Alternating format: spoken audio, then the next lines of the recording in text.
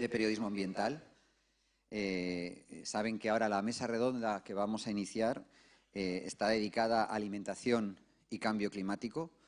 La hemos coordinado con mi compañera Mariola Filgueira, que desgraciadamente no puede estar hoy aquí por asuntos laborales, pero desde luego es un diseño de nosotros dos. Y en primer lugar quisiera también pedirles disculpas, sobre todo a las mujeres, porque no hemos conseguido formar una mesa que hubiese una paridad. Ven que esto ha quedado muy macho, ¿no? Y digamos, siento, tenemos la grandísima suerte de que tenemos unos expertos fantásticos para hablar del tema, pero también me hubiera gustado que hubiera expertas, sobre todo teniendo en cuenta que cuando hablamos de agricultura estamos hablando de uno de el más importante de los inventos que las mujeres han dado a la humanidad hace 10.000 años, cuando a unas santas mujeres se les ocurrió descubrir la importancia de lo que era la agricultura allá en Siria y en el creciente fértil, ¿no? Pero bueno, ayer también en la conferencia inaugural, Gary Gardner, que dio mucha información también referente al tema que vamos a ver hoy, llegó a concluir que la agricultura puede resolver muchos de los problemas actuales sobre el cambio climático, ¿no?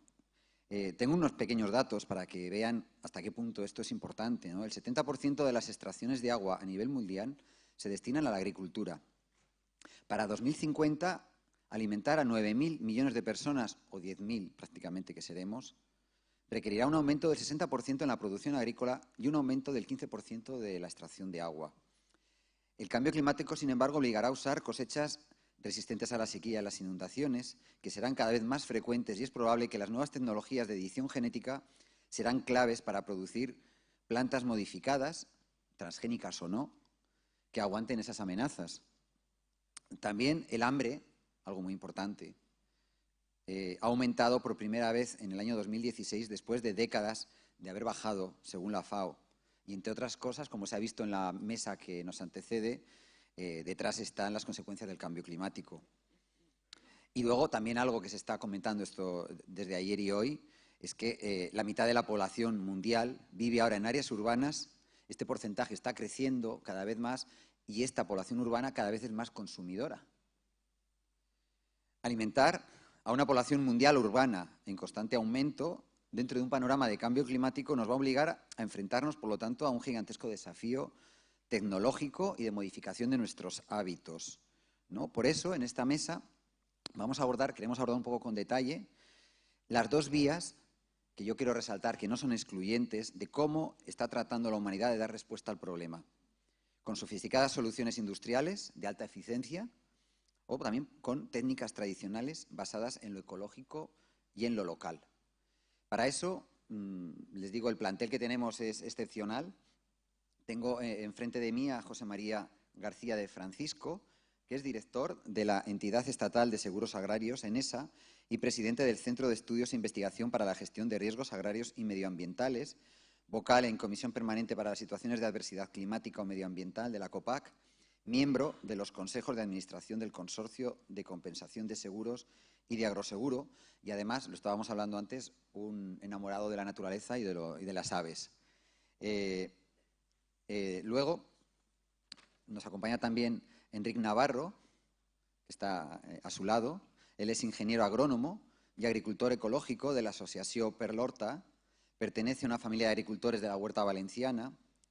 Él reconoce que está aprendiendo a ser labrador precisamente desde que acabó la carrera de ingeniero agrónomo. Eso, bueno, luego lo comentaremos. Ha creado junto a otros socios Terra y Chufa, que es una empresa de cultivo y explotación de la chufa ecológica situada en la Alboraya, capital de la horchata, ¿no? Y también se dedica al cultivo y venta de verduras ecológicas.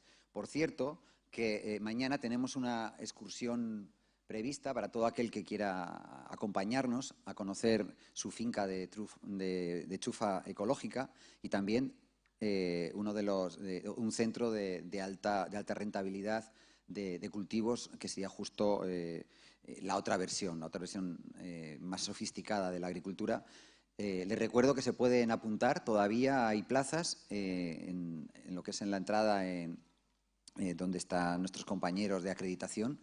Mañana saldríamos a las 9 de la mañana desde aquí y a la 1 estaríamos de vuelta.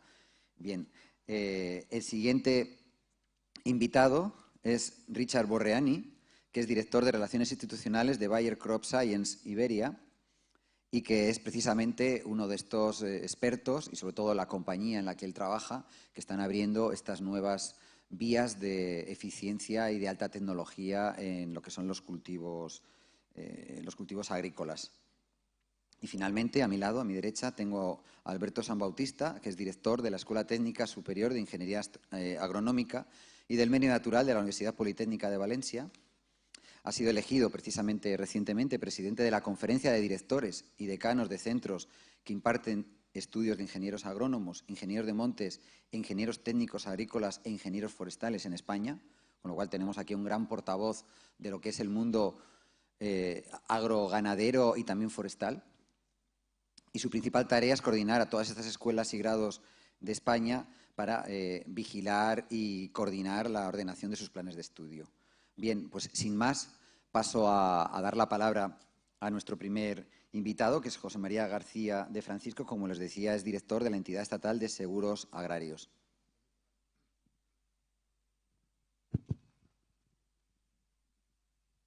Bueno, pues muchas gracias, César Javier.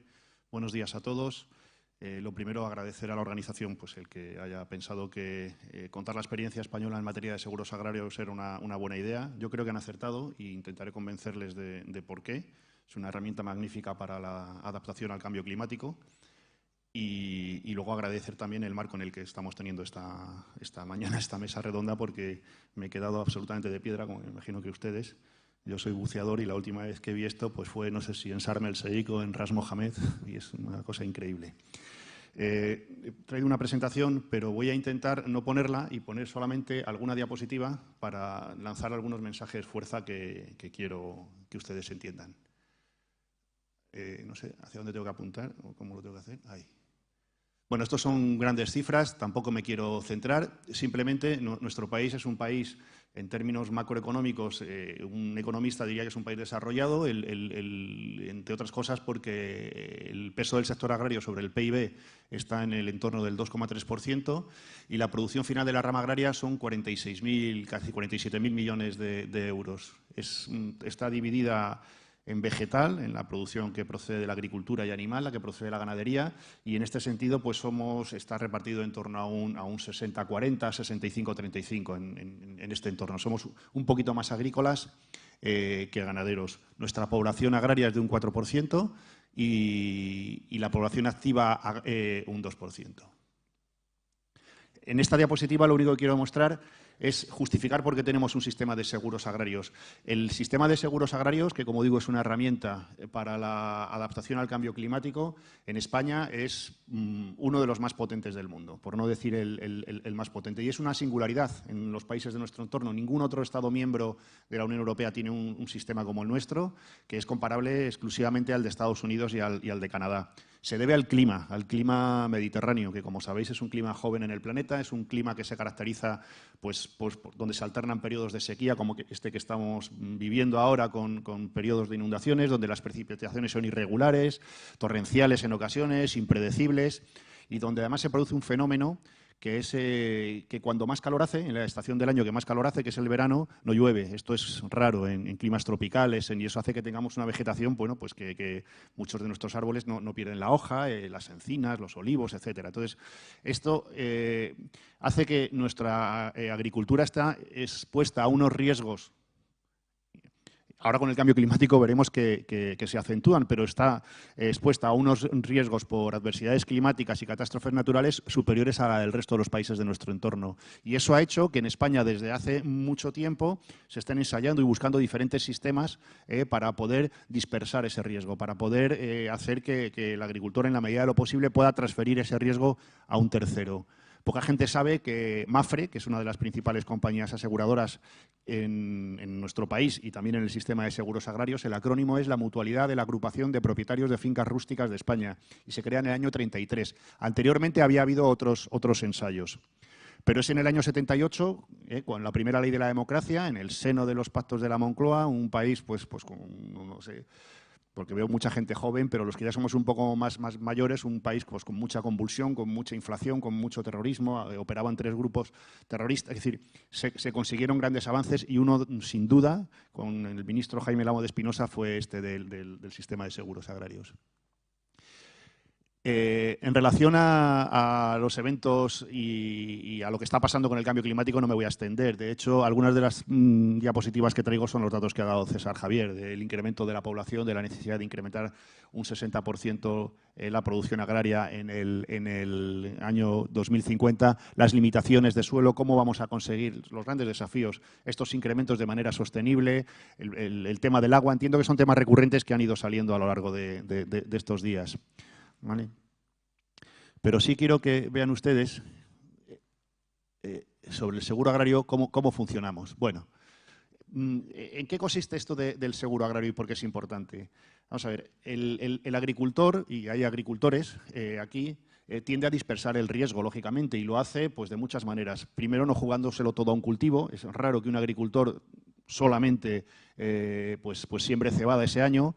Luego, la explotación es un conjunto, por lo general, de parcelas que están dispersas también en el espacio. Es decir, pues normalmente tienes parcelas en Solana, en Umbría, en la cabecera del valle, arriba. Es decir, incluso muchos agricultores no profesionales, pero que en algunos subsectores son importantes, lo combinan con otras actividades económicas. Es decir, la dispersión del riesgo es inherente. Se utilizan barreras físicas, cada vez hay más mallas antipedrisco, que es un daño que causa muchísimas pérdidas en nuestro país, sobre todo en algunos sectores, como el de la fruta o el de las hortalizas al aire libre, etcétera. Pero como medida económica, la más potente y la más singular es la del seguro agrario, que básicamente se trata de transferir a un tercero, que es una compañía de seguros, el riesgo de pérdida parcial o total de tu cosecha. Si es tan sencillo, ¿por qué no lo hace más gente? ¿Por qué esto es tan extraño, tan singular? ¿Por qué somos el país? Pues es muy sencillo, y es que la probabilidad de que se produzca el hecho catastrófico se llama prima de riesgo. Es una probabilidad matemática y eso se traslada lógicamente en el coste de la póliza. En todas las ramas del seguro, el seguro de vida, el seguro del hogar, se trabaja con primas de tantos por miles. En el seguro agrario trabajamos con primas de tantos por ciento. Y esto lo explica todo. Es decir, la probabilidad de que te pase algo malo es muy elevada. Entonces, no hay negocio. ¿Cómo hacemos que haya negocio? Hacemos que haya negocio subvencionando desde la Administración parcialmente el coste de la póliza, de manera que este sea asumible por el agricultor y ganadero. Lo hacemos de tal manera que todo el mundo se ve beneficiado. Se ve beneficiada la Administración porque trabaja con un presupuesto establecido fijo, y el truco está en, mire usted, yo le subvenciono hasta un límite. Los límites me los marca la normativa comunitaria de la Unión Europea, que es el 65%. Yo le financio a usted un porcentaje entre el Gobierno central y la comunidad autónoma. Debo decir que en Valencia la comunidad autónoma es de las más comprometidas en el sector agrario, como no podía ser de otra manera, las características agrícolas de esta región.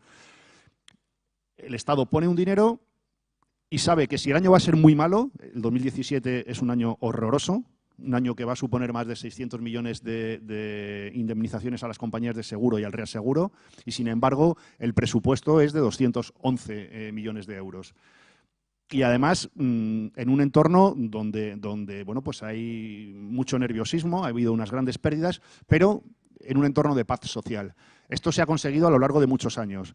Hay varias máximas. El seguro es voluntario, a nadie se le obliga a asegurar, pero si usted asegura, usted tiene un elevado porcentaje de subvención sobre el coste total de la póliza. Ahora bien, si usted, que voluntariamente puede asegurar y que tiene una elevada subvención, si finalmente no lo hace, decide no hacerlo, llegado a una catástrofe, como la sequía de este año, las olas de calor del mes de junio, los pedriscos, etcétera, la helada del 28 y 29 de abril que ha machacado las denominaciones de origen en Ribera, en las 5 de Galicia, etcétera, si usted no asegura, no va a tener ayudas extraordinarias. El agricultor, en una serie larga, si asegura a lo largo del tiempo, en una serie larga, dado que el seguro tiene que estar equilibrado, es decir, las compañías lo que ingresan pues tiene que estar equilibrado con lo que pagan, que debe ser un poquito menos, para que les quede dinero suficiente como para pagar sus gastos de funcionamiento, los costes de peritación y un pequeño margen comercial, que en este caso el margen neto está por debajo del 2%. Muy ajustado, como no podía ser de otra manera, un negocio que está haciendo con un 40% de dinero público. Entonces, ahí todo el mundo gana. Gana la compañía, que se lleva su pequeño porcentaje, pero que además le permite entrar en la casa del agricultor para vender otro tipo de seguros, gana el Estado y, por supuesto, gana el agricultor. Con esto lo que se consigue es dispersar el riesgo, hacer que el riesgo esté disperso entre todo el sector, porque unas zonas mayoritarias que no han tenido siniestro compensan a las que sí lo han tenido. Es una manera de solidaridad social, de dispersión del riesgo. Las ventajas, otros países no funcionan así. Otros países lo que tienen es que cuando se produce la catástrofe se paga. Lo que pasa es que, y ahí comparo las ventajas de las ayudas ex ante, como es el caso del seguro agrario, donde el agricultor en el momento en que va a contratar la póliza se les descuenta y él solamente paga la parte que le corresponde, se le descuenta la subvención de las administraciones públicas, o las ayudas SPOX. Se desborda el Ebro y a los damnificados por el Ebro hay que pagarles. La Administración tarda en torno a un año y medio en dar estas ayudas SPOX. No les voy a contar el farragoso procedimiento administrativo, burocrático, de aprobación de un Real Decreto Ley, de un crédito extraordinario, de una orden ministerial, del periodo de alegaciones, de las peritaciones, del concurso. Bueno, es 12 meses, 18 meses. Las compañías de seguro pagan a los 22 días en este año, con la sequía. Se han peritado más de 1 millón de hectáreas, 35.000 hectáreas al día. A los 22 días después de la tasación. Es decir, el dinero está entrando en el bolsillo de los agricultores, en la cuenta de resultados de su explotación, antes incluso de cuando se hubiese producido el pago de la cosecha. Les pongo esta diapositiva y voy terminando ya, donde simplemente quiero que vean cómo funcionamos. Se trata de una alianza público y privada. Es de las primeras, ahora está muy de moda, los partenariados público-privados. En el sector privado están las compañías de seguro. Las compañías de seguro son todas las que operan en el país, que quieran meterse en el sector del agro, y trabajan con una gestora. Ellas trabajan en una cosa que se llama un cuadro de coaseguro, es decir, entre ellas también dispersan el riesgo. En los sistemas donde hay un altísimo riesgo, y esto pasa también con los riesgos medioambientales, un Prestige, una central nuclear, etcétera, se trabaja de la misma manera, ¿vale? Y trabajan con una gestora que se llama Agroseguro, que no es compañía de seguros, pero que es quien pues, hace toda la gestión de las peritaciones, los pagos, es nuestro interlocutor, el tema de la tarificación, etcétera. Damos una importancia tremenda al sector. El sector que está representado a través de las organizaciones profesionales agrarias, ASAJA, UPA, COAG, las cooperativas agroalimentarias, ¿vale? Pues participan en la toma de decisiones y en el diseño de las líneas. Y por la parte pública está el Ministerio de Agricultura, que crea un organismo autónomo específico para la gestión del seguro agrario, pues igual que el organismo autónomo de parques nacionales, pues está el organismo autónomo que es en esa entidad estatal de seguros agrarios. Pero además se trata de una política de Estado y el Ministerio de Economía tiene una altísima importancia en este diseño, de tal manera que, por un lado, la Dirección General de Seguros y Fondos de Pensiones es el regulador del sistema, audita que lo que se hace bien, que es solvente, pero además, y esto es importantísimo, es otra figura que es muy singular española, no solamente la tenemos nosotros, y que sin ella no se entendería el sistema de seguros agrarios, que es el Consorcio de Compensación de Seguros. Esto se crea después de la Guerra Civil, con un país con las infraestructuras destrozadas, y se encarga del pago de los riesgos extraordinarios. Tiene una parte específica para el reaseguro, es decir, el seguro de las compañías de seguro, para el tema agrario. Este año, tan horroroso, es decir, las compañías tienen un punto a partir del cual dejan de tener pérdidas y entra el reaseguro, ¿vale? Un stop loss le llaman los reaseguradores.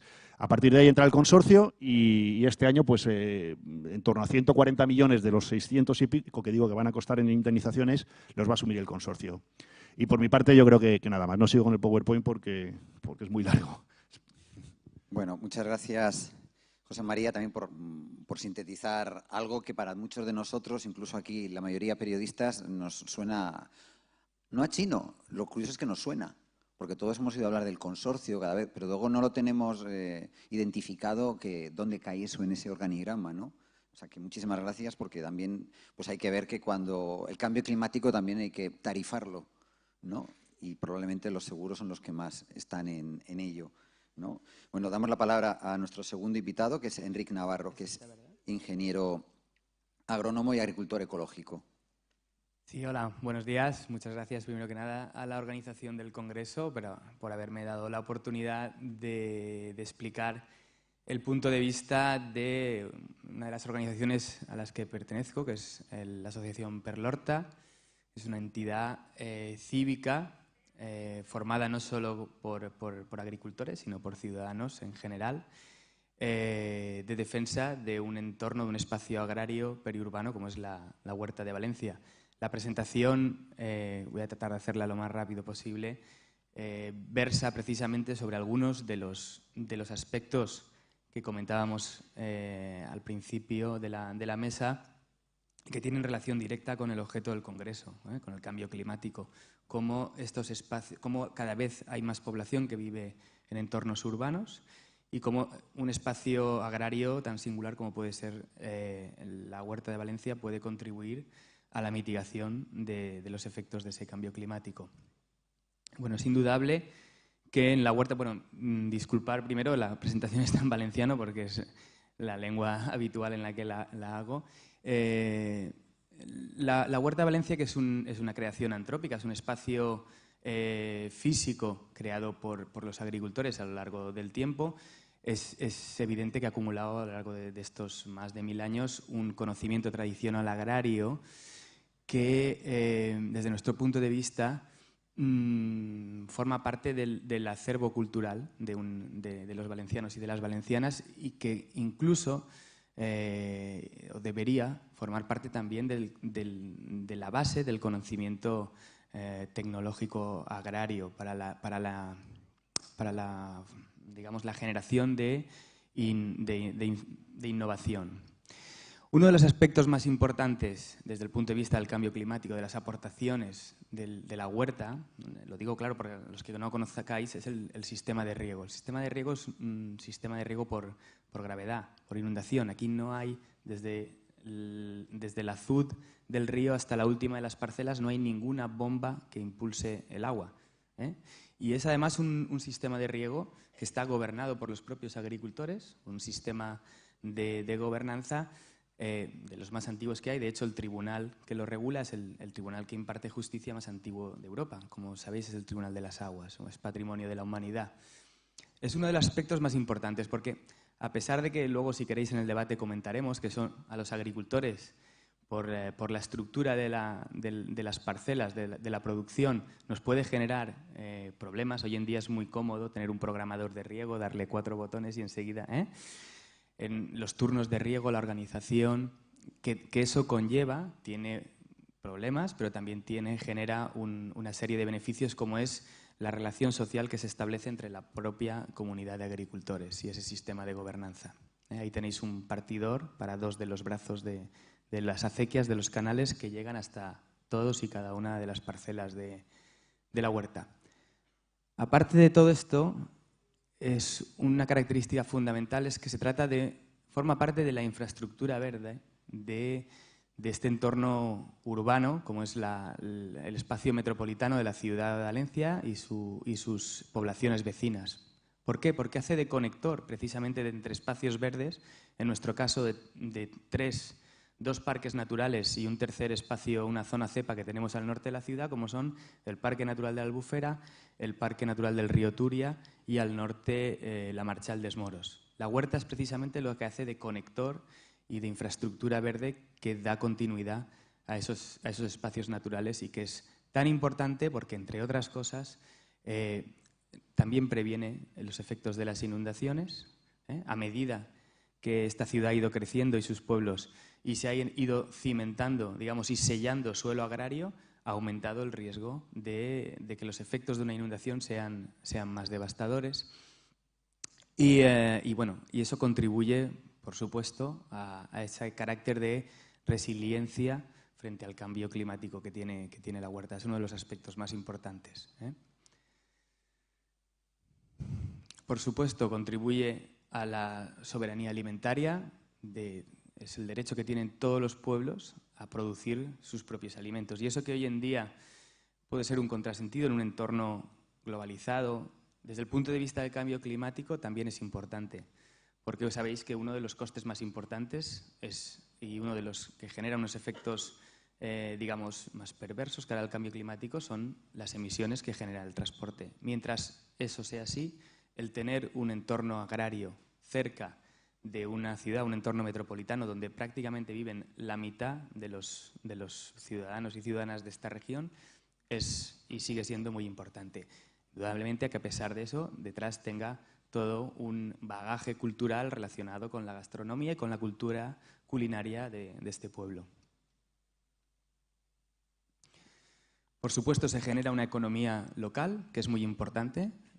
Uno de los principios que también guían nuestras acciones es el de la economía circular, y es evidente que no es lo mismo cuando consumimos, y todos somos consumidores, los productores y los que no lo somos, pero cuando consumimos o compramos un kilo de cualquier alimento, no es lo mismo comprárselo a un agricultor local que comprarlo en cualquier otro establecimiento donde no sabemos de dónde procede ese alimento, cuántos kilómetros ha realizado hasta llegar a nuestra mesa, porque en realidad cuando estamos comprando o adquiriendo esos alimentos a un agricultor de proximidad, además de sumarle la máxima garantía en cuanto a trazabilidad que puede haber, que es cuando un consumidor conoce y trata directamente con aquel que está produciendo sus alimentos, en realidad está invirtiendo ese euro en la propia economía local y en la generación de riqueza de una manera local. Desde el punto de vista de la salud, también lo comentaba, no hay grado de trazabilidad superior que aquel en el cual tú conoces al agricultor que está produciendo tus propios alimentos, sabes cómo trabaja, puedes ir a visitar su explotación, y en eso los valencianos yo considero que tenemos un lujo, y es tener una huerta al lado a la cual podemos visitar y en muchos casos adquirir directamente esos productos que evidentemente contribuyen de una manera importante, como cada vez los consumidores lo ponen de manifiesto, a la salud en general de la población. Evidentemente, desde el punto de vista del paisaje, no es lo mismo tener un entorno agrario así, tan diverso, porque es otro de los aspectos que quería comentaros, esa estructura fragmentada de la propiedad, que muchas veces para los agricultores nos crea dolores de cabeza, pero es evidente que desde el punto de vista social, ese modelo de mosaico agrario que tenemos alrededor de la ciudad contribuye a la generación de un paisaje que sirve para el disfrute de toda la sociedad. Es un entorno en el cual cualquiera puede realizar actividades al aire libre, y cada vez se están creando infraestructuras para que así sea. A ver, parece que se ha parado.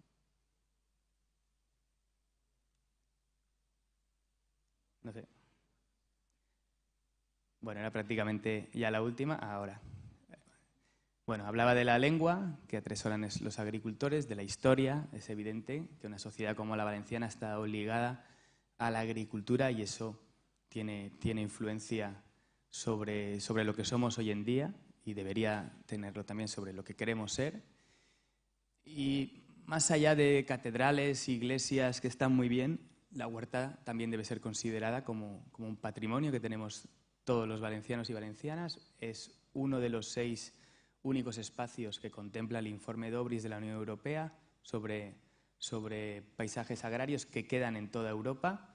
Desde que se hizo aquel informe, algunos han desaparecido, como la huerta de Palermo, y por tanto consideramos que merece y debe ser conservada por todos estos aspectos, porque genera calidad de vida, asegura la sostenibilidad de una sociedad como la valenciana, sobre todo para las generaciones que tienen que venir, y crea la identidad en un mundo globalizado en el cual cada vez es más importante, como señalaba anteriormente el ponente, es una estrategia que también tenemos los agricultores de diversificación y de generación de riqueza en un mundo cada vez más globalizado. Muchas gracias. Muchas gracias, Enric. Pues esa era la visión de lo que era la agricultura en ecológico y más ligada a la tierra. Y ahora, a continuación, Richard Borreani, que les recuerdo que es el director de Relaciones Institucionales de Bayer Crop Science Iberia, nos va a contar lo que es su visión de la otra posibilidad. O sea, podemos comer, porque cuando vamos al supermercado tienes las dos opciones muchas veces, ¿no? Comprar de un tipo o de otro, ¿no? Y incluso había una cosa que luego saldrá, pero a mí me sorprende, ¿no? Hay por ahí una frase que quizá estará en lo que nos va a contar Richard, ¿no? Que en un tomate hay ahora igual o más tecnología que en un iPhone X. ¿Habían parado a pensar alguna vez en eso? ¿No? Bueno, pues Richard, cuando quieras. Luego lo comentamos. Pues primero, muchas gracias a la Asociación APIA, a los organizadores del Congreso por invitarnos. Y segundo, disculpad si mi castellano no está del todo correcto. Alimentación y cambio climático. Primero vamos a hablar de alimentación, pero si queremos hablar de alimentación tenemos que hablar de agricultura, porque toda nuestra alimentación viene del campo y de estos señores que son los agricultores que la producen. Si consideramos la agricultura, si nos proyectamos en el año 2050, la producción de alimentos a través de la agricultura tiene un gran desafío. César lo comentó antes en la introducción. En 2050, según fuentes, según estimaciones, seremos entre 9 y 10.000 millones de personas. Hoy somos un poco más de 7.000. Esto significa un aumento de alimentos, una producción de alimentos que tiene que aumentar del 60%. Luego, como hemos dicho antes, el alimento viene de la agricultura. ¿Y dónde se produce este alimento? Pues en el campo. La tierra cultivada está limitada, es la que hay. Y no va aumentando, sino más bien disminuyendo. Por supuesto, y es el tema de hoy, el cambio climático afecta a esta producción. Porque el cambio climático pues, nos da condiciones climáticas extremas y fluctuantes. Luego tenemos otros factores. Muchos países como India, China, que hasta ahora basaba su alimentación en arroz, patata, cereales, ahora quieren comer carne y leche, lácteos. Entonces, esto es un cambio que necesita más producción de alimentos también. Las infraestructuras. Antes Enrique ha hablado del transporte. Tenemos muchas pérdidas en el campo debido a las plagas, en el transporte, en el envase y lamentablemente en las neveras. En los países industrializados despreciamos mucho los alimentos. Y luego tenemos otro tema que es la malnutrición y más de 800 millones de personas en esta tierra les falta alimento para tener una alimentación suficiente para vivir correctamente. Entonces, para este gran reto, solamente pensamos que hay una vía, que es la innovación. Innovación para tener alimentos, pero en el mismo campo, pues utilizamos este campo para producir piensos, producir ropa. El lino, el algodón producen ropa también y compiten con la producción de alimentos en el campo. La población mundial evoluciona, lo hemos dicho antes, hasta, según fuentes, 9.500, 9.800 millones de personas. La superficie agrícola no aumenta, con lo cual en la misma superficie tenemos que producir más. En los años 50 necesitábamos, para dar alimentos a una persona, a un campo de fútbol, una media hectárea. Mañana, en 2050, apenas tendremos 1.700 metros cuadrados para producir y alimentar a esta misma persona.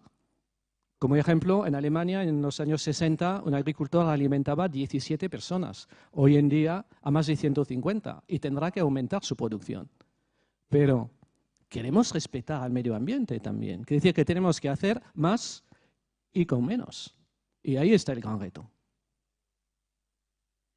Si hablamos de producción de alimentos, antes he hablado de una superficie cultivada limitada. No hay muchas personas que saben al nivel de la tierra, si esta manzana fuera la tierra, cuál es la superficie disponible para cultivar? Tú lo sabes, pero no sé si aquí todo el mundo lo sabe. Es esta mancha marrón que está dibujada en la manzana. Quiere decir un 3%. Y este 3% está dedicado todo a nuestra alimentación. Pues no tanto, ya lo veremos, porque la tierra sobre todo es agua. Montañas, bosques, pastos. Si queremos aumentar esta superficie disponible para cultivar, pues o tenemos que quitar montañas, producir en desiertos, eliminar las ciudades, o bosques o pastos. Y esto puede tener consecuencias. Pero también vemos que de este 3%, el 71% es para alimentación animal, para piensos. Solamente el 18% de los 3, quiere decir un 0,5% de la superficie de la tierra está destinada a la tierra cultivada. Es muy poca tierra para producir alimentos para 10.000 millones de personas. Y ahora viene la segunda parte. Hemos hablado de alimentación, hablamos de cambio climático. El cambio climático va a afectar esta producción agrícola. Y solamente si cojo dos conceptos, que es la disponibilidad de agua y la gestión del agua, pues vemos que cosechas de trigo pueden bajar. Quiere decir que esto afecta a la producción, al rendimiento, pero afecta sobre todo a la disponibilidad del agua. Hay un estudio de la OCDE que dice que 40% de la población mundial sufrirá falta de agua en el 2050. Esto es muy preocupante. Y luego el suelo, que es realmente la base de donde se produce el alimento, pues cuando veo un tercio del suelo fértil mundial está en riesgo, también hay que proteger el suelo. Porque al final el agricultor lo que tiene, su patrimonio, es su campo, es el suelo. Y esto lo tenemos que proteger porque si no, ¿cómo vamos a producir los alimentos? Con lo cual, la agricultura tiene que cambiar de paradigma. Tanto como el smartphone ha revolucionado la comunicación, pues pensamos que tenemos que cambiar de paradigma y ayudarnos de las nuevas tecnologías. Nuestra visión es un campo, selección de un cultivo, el agricultor planta, siembra el cultivo que desea, luego le da de comer a este cultivo, luego lo protege y luego cosecha. Pero durante todo este ciclo, pues hay muchísimos factores. Él conoce su campo, pero la tecnología puede aún ayudarle a utilizar mejor este campo. Porque hay un histórico, hay un análisis de suelo, hay modelos de previsión de posibles invasiones de plagas o ataques de enfermedades, análisis del clima, la previsión climatológica, históricos de las condiciones climáticas, modelos de rendimiento. Y todo esto, al final, ¿para qué? Para ayudar a la decisión, porque el agricultor es el dueño del campo, es el que toma la decisión.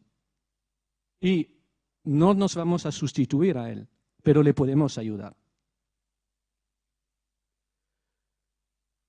El digital farming o agricultura de precisión, que es un concepto muy global y muy amplio, al final se adapta a necesidades locales, porque al final el agricultor lo que le interesa es su campo, su parcela. Y cada herramienta, y hay una lista muy amplia de herramientas digitales, le van a ayudar a tomar estas decisiones. Aquí hay algunos elementos.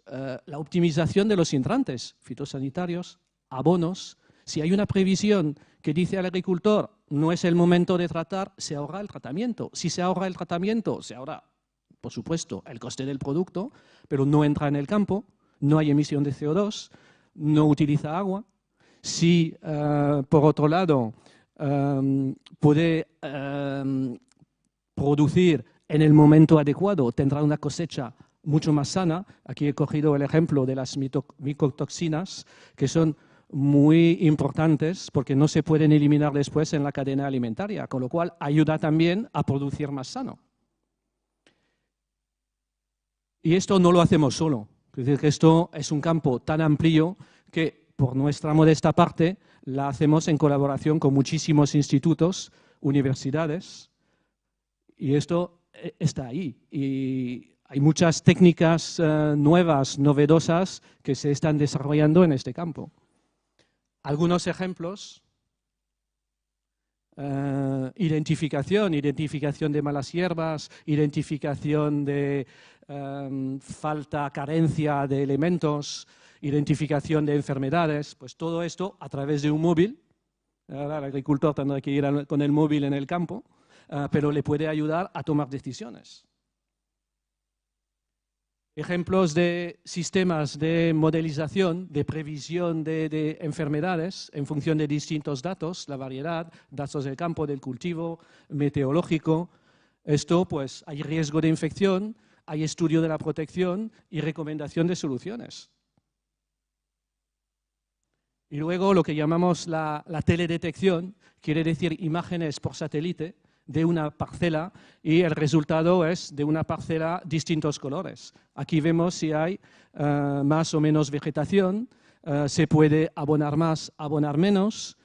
Ahora tenemos, y existe hoy, quiere decir que se desarrollará mañana, pero hoy es la realidad. Tractores, le ponemos el pen en el ordenador el pendrive en el ordenador del tractor, y él abona de una manera diferente en una parcela. Antes se abonaba toda la parcela con la misma cantidad. También hay sensores que detectan las malas hierbas. Cuando el sensor detecta la mala hierba, aplica un herbicida. En el resto del campo, si no hay mala hierba, no aplica nada. Con lo cual, es un ahorro de producto para el agricultor, es un ahorro de agua y, sobre todo, es un ahorro de tiempo.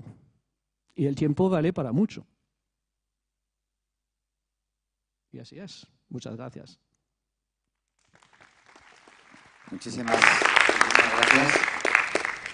La verdad que se nos descubren unos modelos absolutamente increíbles, y en ese descubrimiento, desde luego, hay mucha tecnología, pero también hay mucha información, y por eso también queríamos que estuviera con nosotros Alberto San Bautista, que, como les decía, es director de la Escuela Técnica Superior de Ingeniería Agronómica de aquí de la Politécnica de Valencia, y que es el que está enseñando a las nuevas generaciones, bueno, su universidad, ¿no?, a que los profesionales que salen y que nos van a alimentar en un futuro ya muy inmediato, pues tengan la capacidad de hacerlo de una manera mejor y más sostenible. Tienes tú. Muy bien. En primer lugar, muchísimas gracias a la asociación por darnos la oportunidad de estar aquí en un foro tan importante como este, en poder, pues, presentar nuestra visión, nuestro enfoque, ¿no?, desde el punto de vista, pues, de lo que sería la formación universitaria, ¿no? Nos vamos a centrar básicamente en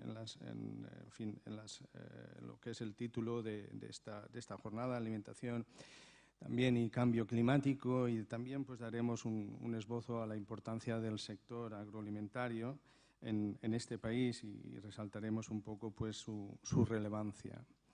Ya se ha comentado aquí por los anteriores ponentes y integrantes de esta mesa, pues, que el presente y futuro de la agricultura se presentan ante nuevos retos y preocupaciones que tiene la sociedad, marcado por una mayor competitividad, por la globalización, por la carestía de recursos, por la seguridad alimentaria, por el desarrollo sostenible, o también, como ya también se ha comentado, por las nuevas tecnologías. Los datos han sido aportados por todos, el escenario es complejo, nos vienen unos incrementos de población considerables, de acuerdo con los estudios de la FAO, superiores al 60 o 70%, lo cual significa, pues, que tiene que ir acompañado de unos recursos importantes, y uno de ellos, el más limitante, es el agua, como se ha indicado, y esa población que en 2050, pues, se estima en unos 10.000 millones de habitantes. Se ha apuntado también el dato que esta población estará concentrada en las grandes ciudades. Las estimaciones para entonces habla del 70% de la población estará en las grandes ciudades. Hablaba antes César del 50%, pues las proyecciones para ese año hablan del 70%. Entonces, en este sentido, quisiera destacar que el desafío que se le presenta a la sociedad actual, Son pues los alimentos, la producción, el consumo, la percepción que se tiene de todo ello y la utilización de la política que se hace también. Los sistemas agrícolas y alimentarios han sufrido importantes transformaciones que han ocasionado cambios significativos en el panorama a nivel mundial, tanto de políticas de Estado como de orientaciones y las propias elecciones de los consumidores. Y esto va a afectar a todos los países, países ricos, países menos desarrollados, países emergentes, todos vamos a estar influenciados por ellos.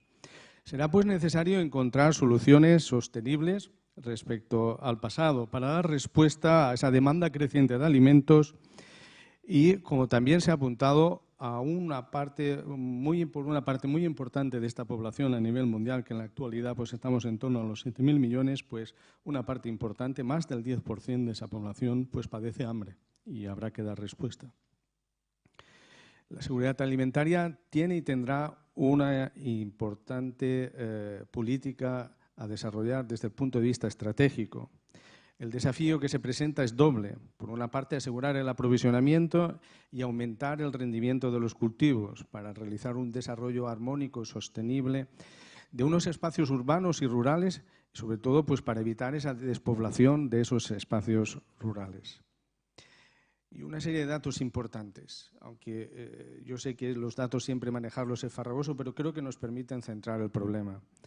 Desde 1960 a 2009, según datos, la población ha aumentado de 900 millones de personas a 2.500 millones, de 900 millones de toneladas de cereales a 2.500 millones de toneladas. Pero únicamente la superficie se ha incrementado en un 10%, ¿de acuerdo?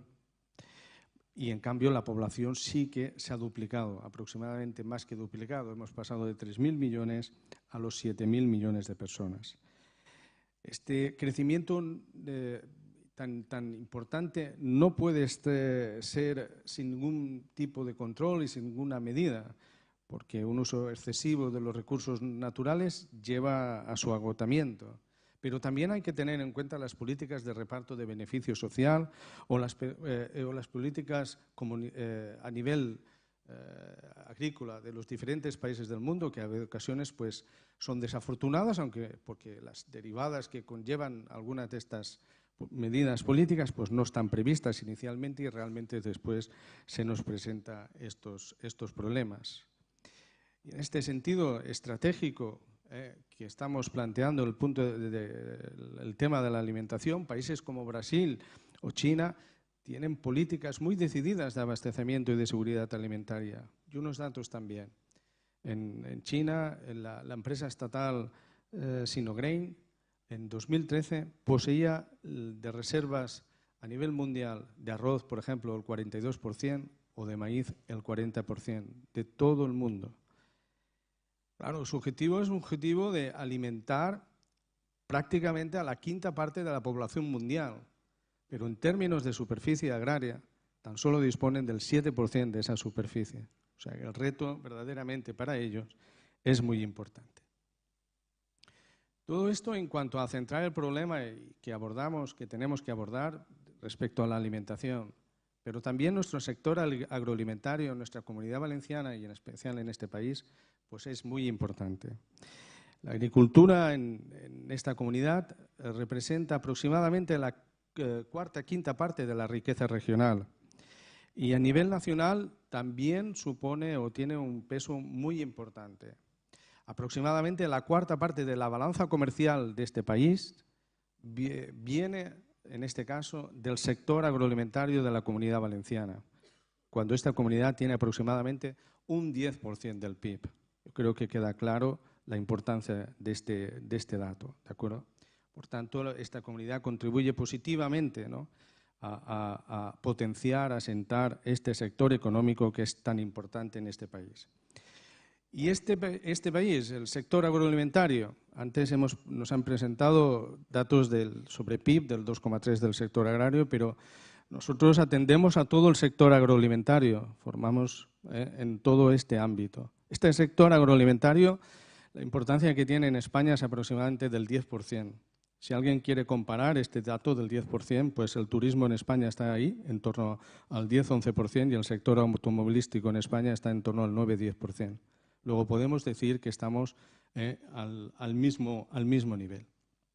Las exportaciones superan ampliamente los 46.000 millones de euros y suponen un 16% de las exportaciones totales.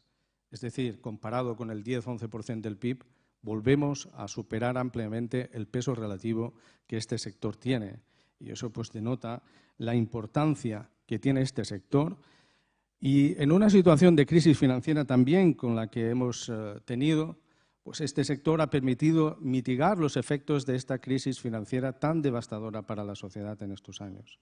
Es un sector que ha continuado creciendo y tirando del sector exterior. Y así se pone de manifiesto en las estadísticas. La producción nacional, en el caso concreto de frutas y hortalizas, pues alcanza más de 30 millones de toneladas. Y España es uno de los 3 países a nivel de exportador más importantes del mundo, conjuntamente con China y con Estados Unidos. Y dentro de este sector, por lo que también antes hemos estado comentando en esta mesa, uno de los subsectores más importantes y que mayor crecimiento está teniendo es el sector de la agricultura ecológica, que tiene tasas de crecimiento en torno al 20% y se estima que esa tendencia se mantendrá en los próximos 3-5 años. Luego, realmente, la importancia es manifiesta. Y todo ello ha contribuido ¿el qué? Pues la diversidad de la oferta, las zonas de cultivo, la amplitud de los calendarios de producción o la aplicación de las nuevas tecnologías. Y esta importancia del sector agroalimentario quedó de manifiesto en la exposición universal de Milán, no solamente para reivindicar su papel en cuanto a la necesidad de cubrir las demandas en cuanto a la alimentación a nivel mundial, sino también ahí se exhibió y se puso de manifiesto el potencial que tiene este sector agroalimentario de este país.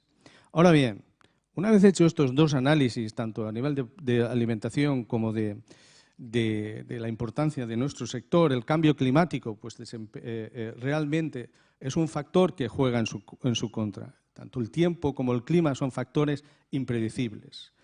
Y también lo hemos apuntado, los agricultores están cambiando sus hábitos de producción en cuanto a variedades, ciclos de cultivo, y tienen que estar adaptándose. Se estima que las producciones de maíz en España se pueden estar adelantando este año en torno a 30 días, un mes, no solamente el maíz, sino también en otros cultivos.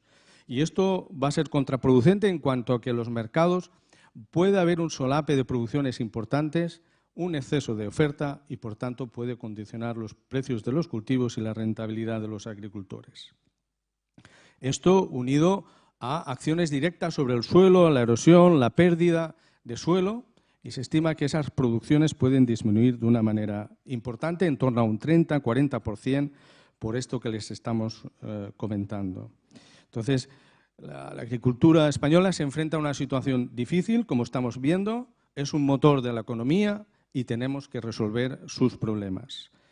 Ese cambio climático afecta a heladas, a tormentas, a sequías, y ya muy bien antes nos han expuesto cómo se trata desde la Entidad Nacional de Seguros Agrarios. Por tanto, cabe y es necesario desarrollar políticas e impulsar acciones positivas para dinamizar un sector tan importante. Y esta es también nuestra línea de trabajo, y nosotros desde la universidad pues focalizamos todos nuestros esfuerzos en la formación de profesionales que por medio de sus conocimientos técnicos o tecnológicos tienen la capacidad innovadora y creadora y son capaces de diseñar y proyectar sistemas de aprovechamiento económico de los recursos naturales para producir y transformar alimentos y otros productos vegetales o animales útiles para el hombre.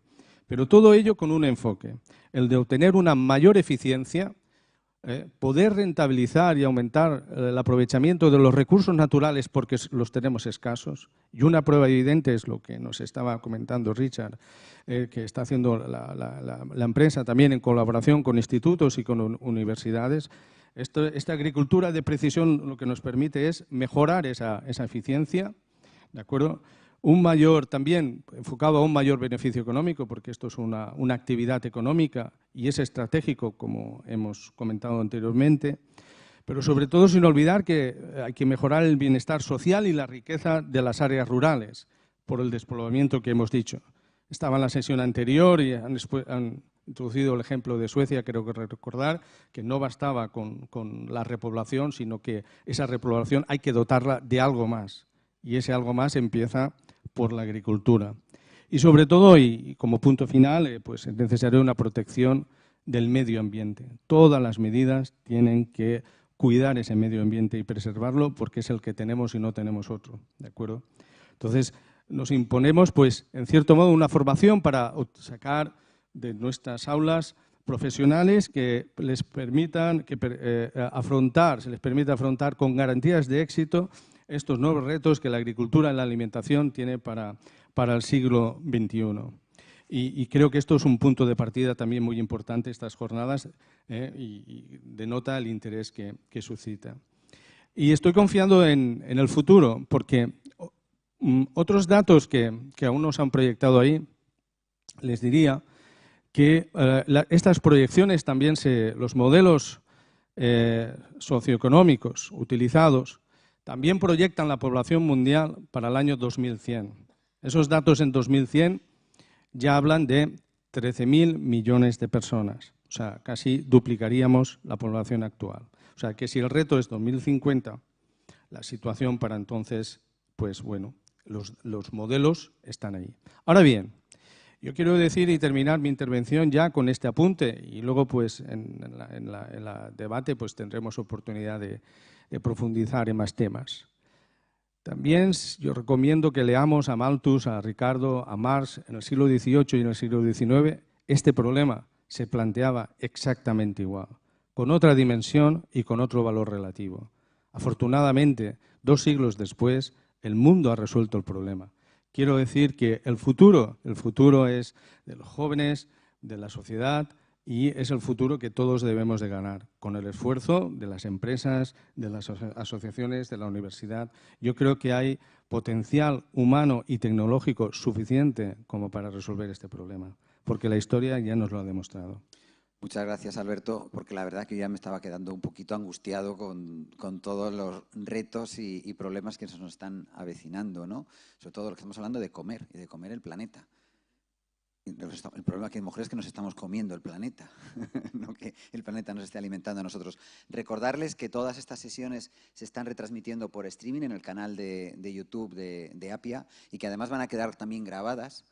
La podrán ver todos ustedes, los que tomen nota, pues todo esto va a quedar también, pues algún periodista quiere utilizarlo como formación o buscando documentación, todo esto va a quedar en nuestro canal oficial de Appia. Me gustaría que pudiéramos ahora entablar una conversación ya mucho más entrando en materia y aprovechando pues, que tenemos a personas tan singulares como las que nos acompañan. Y quizá el planteamiento que yo me hago y que nos hacemos muchas personas es, bueno, las líneas que hay son muy tecnológicas, pero parece que hay como un antagonismo entre lo que es mantener estos sistemas de cultivo más tradicionales con los sistemas más modernos, ¿no? La alta tecnología. Quizá no son tan antagónicos y no están reñidos. O sea, se puede estar haciendo una agricultura de alta tecnología en ecológico, imagino. ¿No? ¿Qué les parece? Bueno, aquí tenemos quizá los dos principales representantes, Enrique y Richard. ¿Cómo esa posibilidad, se están buscando esos puntos de unión o digamos que son divergentes?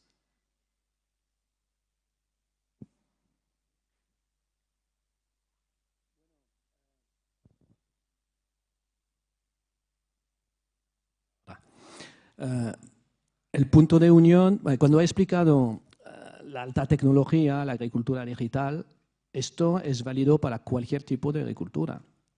Como he explicado durante la presentación, se adapta a necesidades locales.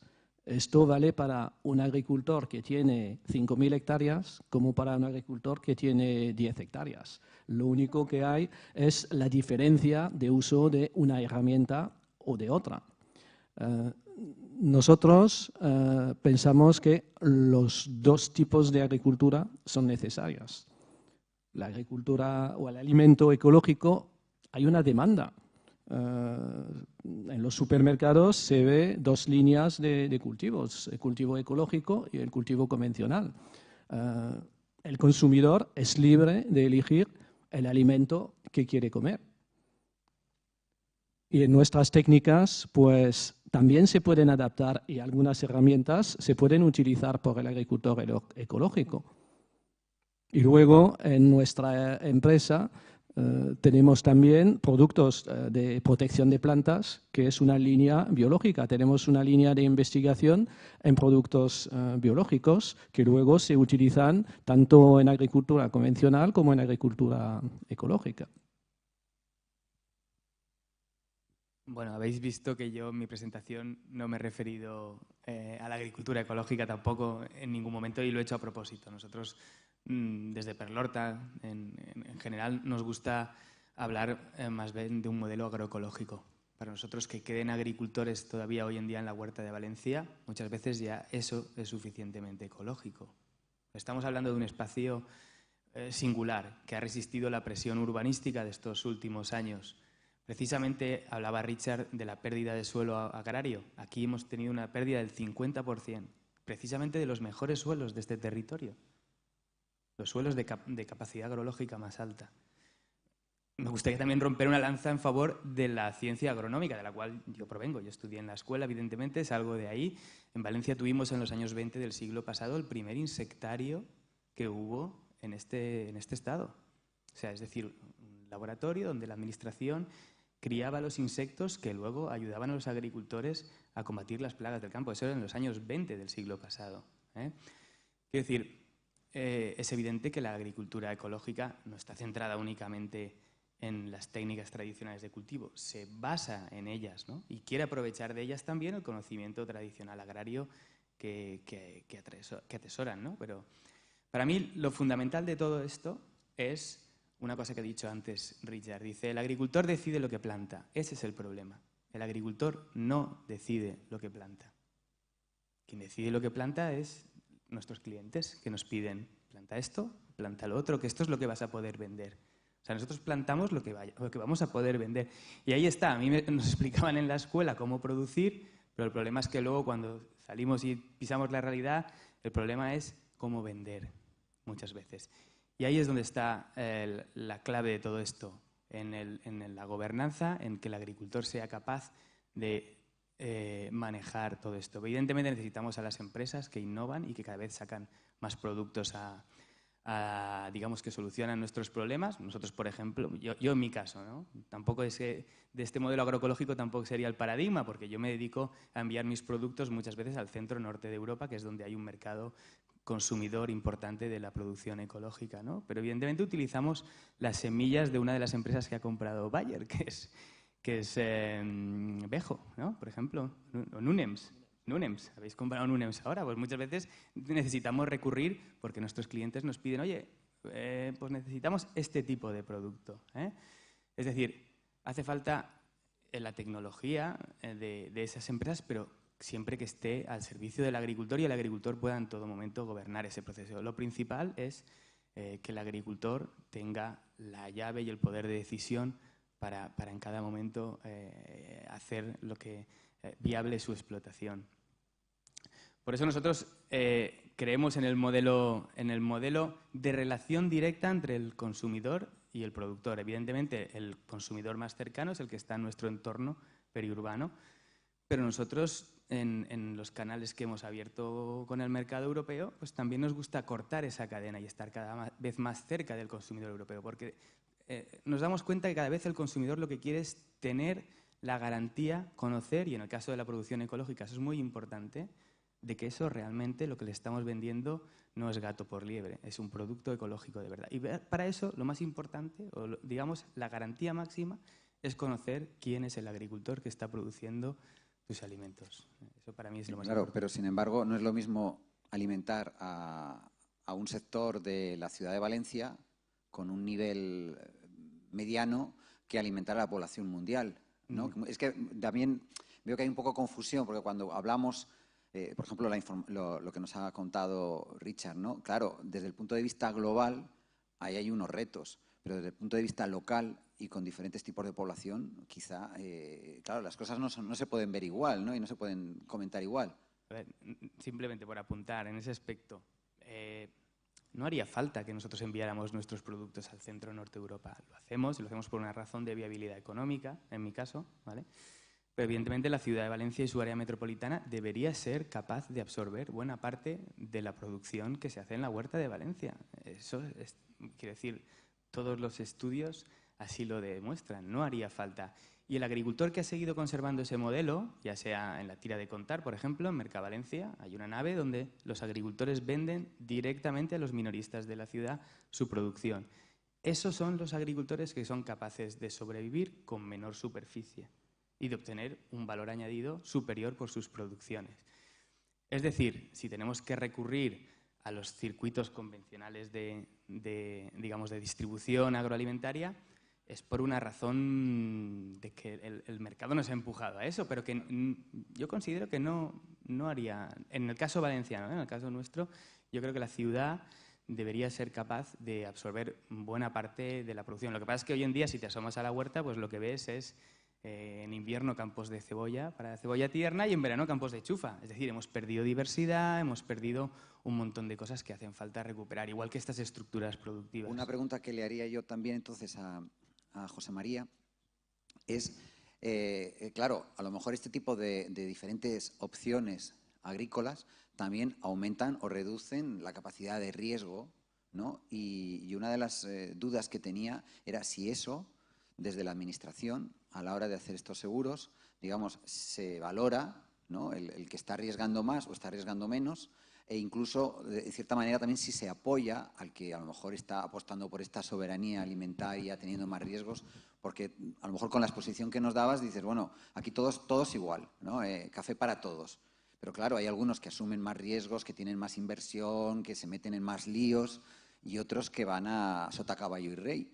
No sé si eso se ve diferente desde la Administración. Bueno, en cuanto a que asuman más riesgos, nosotros cubrimos exclusivamente los riesgos ambientales que tienen que ver con el clima, con pedrisco, helada, sequía, con algunas plagas y enfermedades, con algunas, no todas, y porque hay algunas que no son asegurables, y básicamente no podemos meternos con responsabilidad civil, no podemos meternos con robos en el campo, que son temas que preocupan mucho, y tampoco nos podemos meter con riesgos financieros, que la pregunta que haces va también un poco, yo creo que en ese sentido. Entonces, nosotros, desde la política de seguros agrarios, intentamos alinearnos y potenciar y ayudar a otras políticas del departamento, y como son pues el agricultor a título principal, como es el agricultor que utiliza una semilla certificada, como es el agricultor ecológico. Pero no porque el agricultor ecológico esté asumiendo más riesgos ambientales, sino porque los costes de producción en ocasiones son superiores, y también el producto que aseguras tiene un mayor valor, el capital asegurado es mayor. Desde el Ministerio de Agricultura se potencia la agricultura ecológica, y por eso nosotros damos una cosa que llamamos la subvención base y luego subvenciones adicionales. La subvención adicional es por características del agricultor, y en el caso del agricultor ecológico se le está apoyando en mayor medida. Pero me gustaría hacer una reflexión en torno a lo que se está comentando.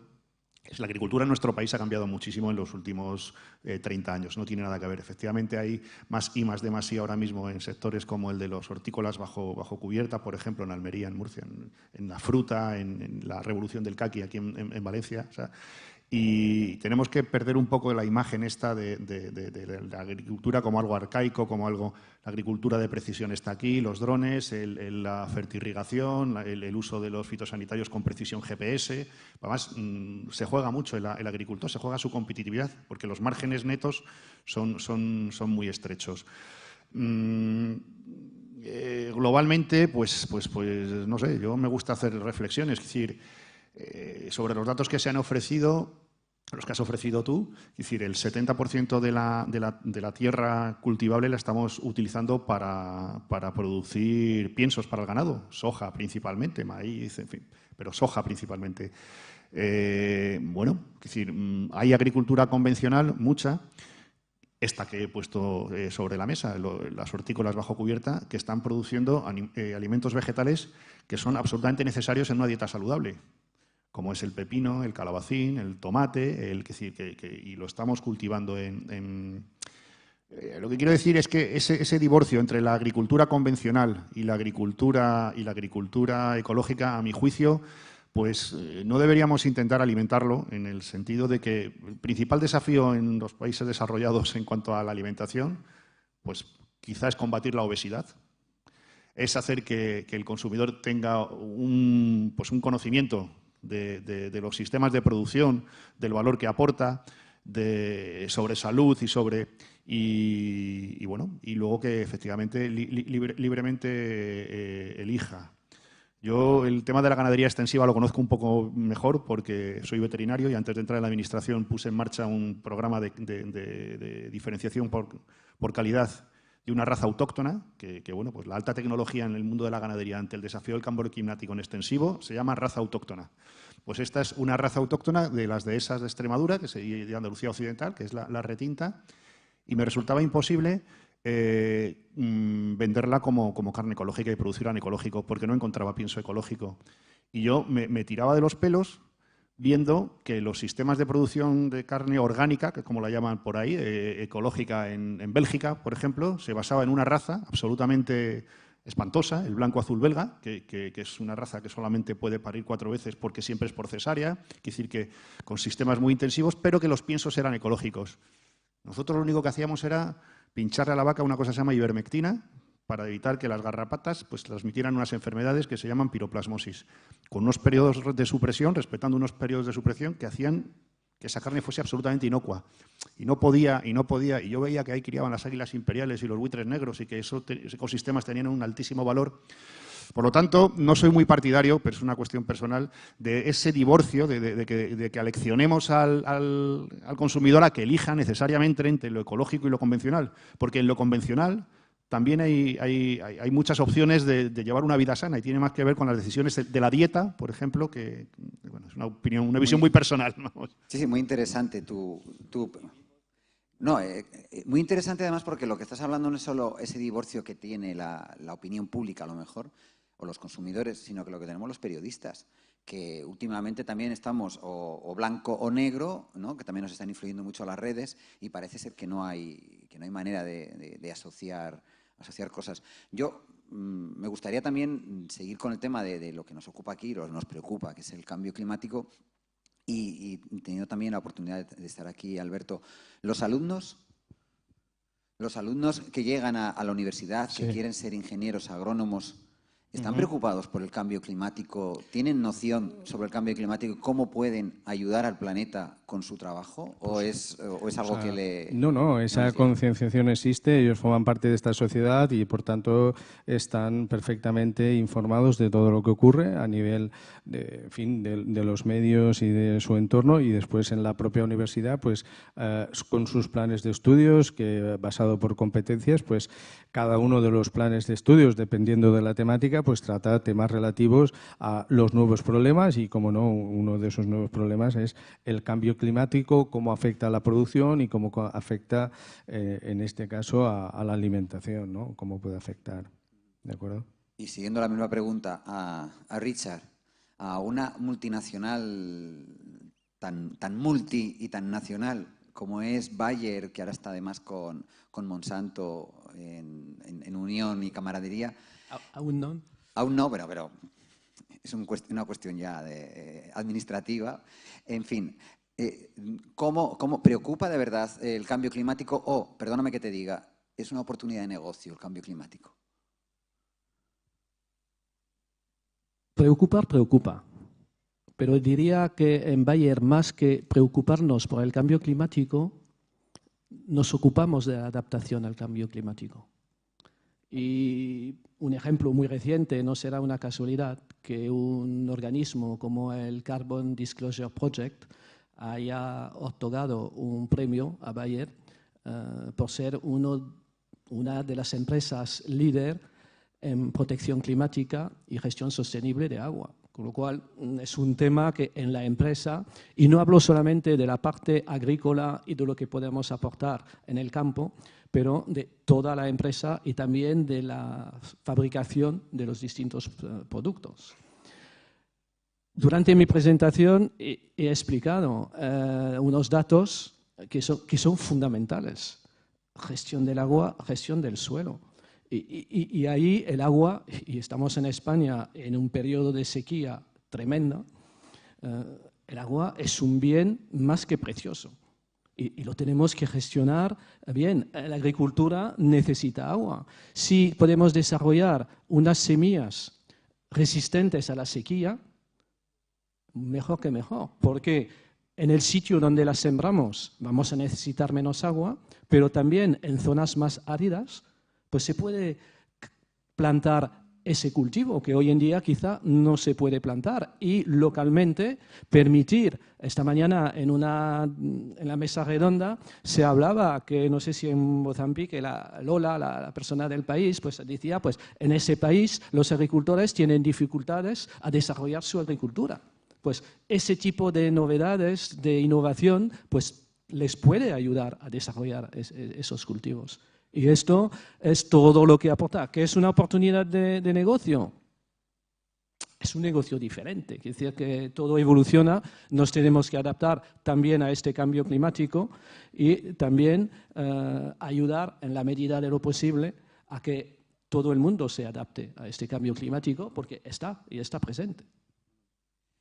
Es que quizá con el tema de la tecnología está claro que asumimos que la tecnología está ya en manos de muy pocas multinacionales, pero probablemente con la alimentación como que nos da un poquito más de miedo. Dice, bueno, está bien, saben dónde estoy, lo que he hecho, lo que he comprado, con quién hablo, quién es mi novia, pero la alimentación como que pensamos que cuanto más difuminada esté lo que es digamos, la producción, lo que es la soberanía alimentaria, tiene más, digamos, tiene más fuerza, ¿no? No sé si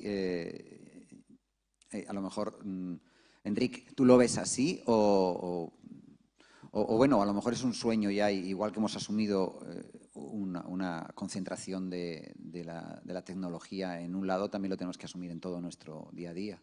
Bueno, la tecnología está ahí y nosotros la utilizamos. El otro día me comentaba creo que era otro agricultor, me decía, dice, si para recetar una aspirina casi hace falta estudiar 6 años de carrera. Luego, para vender un alimento que todos los días consumimos por lo menos 3 veces al día aquí, cualquiera puede estar vendiéndolos. Hay veces que falta mucha información y mucha formación también de lo que estamos consumiendo. Por eso he querido insistir varias veces en la relación entre el consumidor y el productor, pero la tecnología está ahí, nosotros la gastamos. Da igual, podemos llevar en el smartphone nuestro programador de riego o mi amigo Nacho del Cacho le pone una tarjeta SIM a sus cabras que están en la Sierra de Chelva y las tiene, es verdad, y por el móvil sabe en cualquier momento dónde están. Quiero decir, la tecnología está ahí y no es mala. Muchas veces es simplemente qué uso hacemos de esa tecnología. Pero insisto, no creo que las dos visiones, como decía el compañero antes, estén tan separadas. Muchas veces a lo mejor es que las reglamentaciones, los centros de decisión ya no están tan cerca de nosotros como estaban. Los reglamentos europeos, por ejemplo, de la agricultura ecológica, pues se preocupan de otras cosas, que son las que preocupan a los consumidores europeos, pero no las que preocupan a los productores del Mediterráneo, que somos al final de la película los que estamos produciendo. De la misma manera que la agricultura periurbana todavía no ha entrado dentro de la agenda de la PAC, ojalá entre, pero si cada vez más europeos viven en las ciudades, digo yo que la agricultura periurbana deberá entrar en ese tipo de agendas. A mí, por ejemplo, cuestiones como la utilización de aguas residuales para riego es una de las cosas que más me preocupa. En un contexto en el que estamos de sequía, el Reglamento Europeo de Producción Ecológica nos impide trabajar con ese tipo de agua, pero es evidentemente que la tecnología debería seguir trabajando para que algún día nuestra huerta, que ha sido siempre el filtro verde, antes de que esas aguas llegaran a la albufera o cualquiera de los espacios de los humedales que teníamos alrededor de la ciudad, la huerta siga haciendo esa función y la agricultura esa función de depuración, de último tramo de depuración de aguas antes de llegar a los espacios naturales y de poder dotarnos de ese recurso tan importante en vez de estar bombeándolo al mar como estamos haciendo con nuestras aguas residuales, por ejemplo.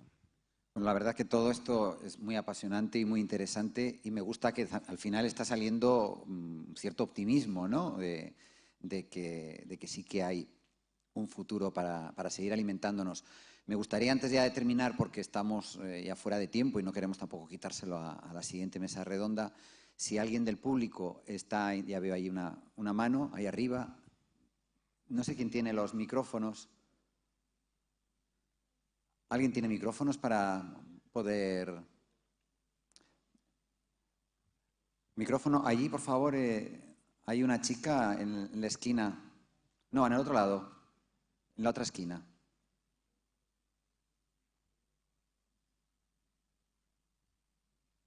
Les pediría que la pregunta sea muy concreta, que no valore, sino que vaya directamente a hacerle la pregunta a alguno de los miembros de la mesa para que podamos así hacerlo de una manera ágil. Hola, buenos días. Yo le quería preguntar a José María García. Ayer nos decía Teodoro Estrella que la cuenca del Júcar preveían el incremento de la sequía del 20 al 30% en 2050 y hasta el 50% a finales de este siglo. ¿Cuál es un poco el plan que se tiene desde los seguros agrarios con esta perspectiva, no solo para el Júcar, sino en toda España, viendo este incremento? Y luego, esa es la pregunta concreta, y luego un comentario general de todo el panel. Viendo el debate que se ha establecido, me ha faltado un poco que se tratara cómo influye la Bolsa de Chicago, los mercados a futuro, los fondos de inversión en tierras, los monocultivos, la soja transgénica, que ahí Bayer tiene mucho que decir, el acaparamiento de tierras, cómo las poblaciones locales, sobre todo en África, no tienen acceso a su propia tierra y a lo que se cultiva y no se lo comen. Y el derroche y el desperdicio de alimentos que tenemos en los países ricos. Y por último, con los datos mismos que dais vosotros, tenemos ahora 815 millones de personas que pasan hambre. La cifra se ha incrementado por primera vez después de más de una década de descenso, según la FAO. Y resulta que dedicamos el 71% de lo que se cultiva a alimentar ganado. Entonces, creo que esta es una clave muy importante para que se comente y se aporte al debate, porque creo que si no, toda esta perspectiva se nos queda un poquito coja. Muchas gracias. Muchas gracias por sacarnos los colores y porque has demostrado además que una mesa como esta debería ser un congreso monográfico con un montón de días y donde pudiéramos todos valorar lo que yo hablaba, que el mundo global es muy complejo en esto de la alimentación. Todos tus temas, desde luego, pues están en la cabeza también de todos nosotros, ¿no? Y lo triste, y hablo por mí mismo, creo que las soluciones son complejas, ¿no? Pero por lo menos la pregunta que iba directamente a José María. Muchas gracias.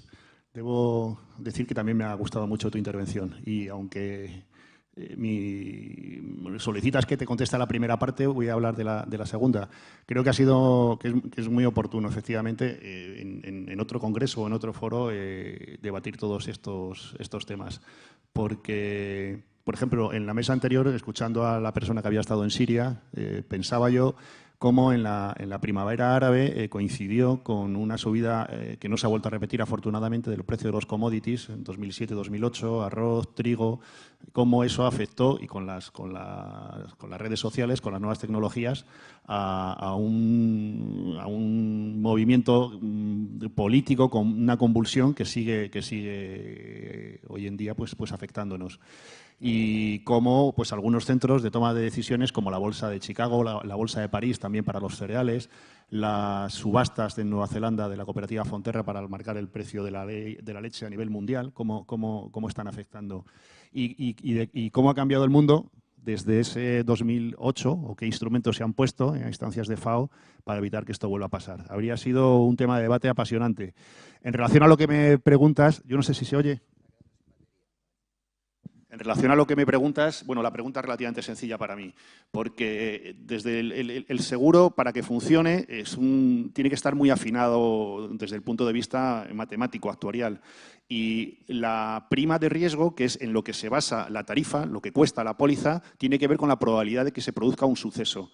Ese suceso, que es la catástrofe, el siniestro, tiene que ser desconocido para ambas partes y tiene que ser puramente probabilístico, no puede estar intervenido por la mano del hombre. Eso se llama antiselección en cualquier técnica actuarial básica, ¿vale?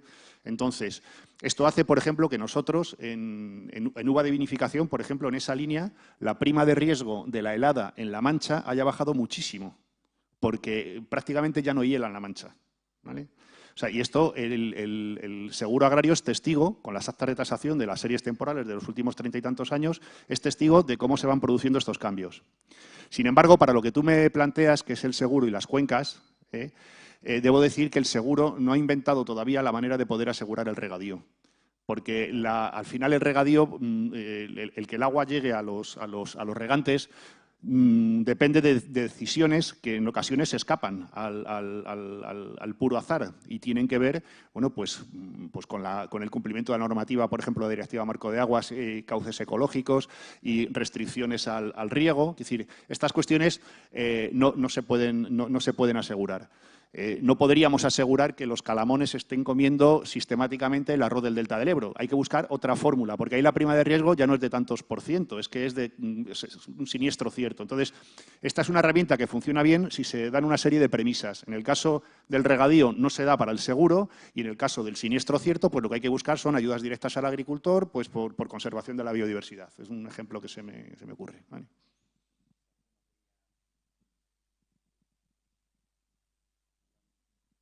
Yo, en contestación a algunas de las cuestiones planteadas, claro que son temas muy interesantes, pero bueno, por centrar el tema en lo que estábamos comentando, pues yo he apuntado algo, el tema de cuanto a políticas comerciales que deben ser mucho más afortunadas. Evidentemente, los mercados de materias primas influyen sobre todo lo que está ocurriendo, sobre el maíz, el trigo, la soja, etcétera. El mercado de materias primas en un boom económico, en la parte álgida del ciclo económico, es lo último que sube. Y los fondos de inversión y movimientos de capitales van dirigidos a todo aquello que sube, a todo activo que está subiendo. Y eso puede alterar el normal funcionamiento en este caso, del sector. Recordar que en aquel entonces países como Egipto o como México tuvieron altercados sociales y revueltas sociales precisamente por la subida de los precios del maíz y de otras materias primas. ¿De acuerdo? Y a su vez, en principio de la década, a principios de esta década, las políticas de determinados países, como consecuencia de la sequía, en cuanto a limitar las importaciones, propició subidas muy importantes de los precios.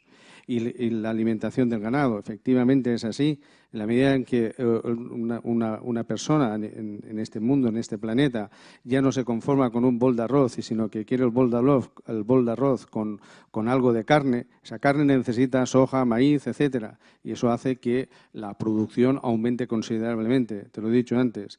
China concentra en torno a más del 40% de la producción mundial en cultivos muy estratégicos, como el arroz, el maíz o el trigo.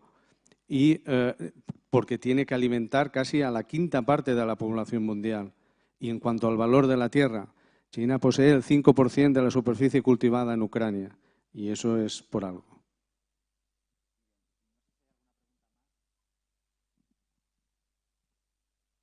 ¿Hay alguna pregunta más? O vamos ya entonces, a mí se me ocurren 100.000 preguntas, ¿no? Pero, a ver, queda ahí una, pero por favor que sea muy breve porque estamos quitando ya tiempo a la siguiente mesa y luego al final también nos lo vamos a quitar a la hora de la comida. Y estamos hablando de alimentación.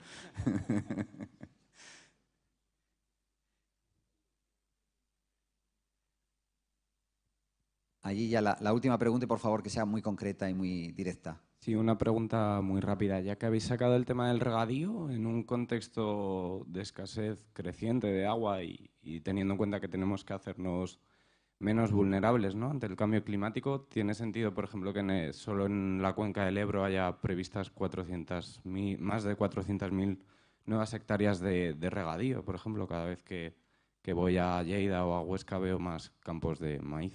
Bueno.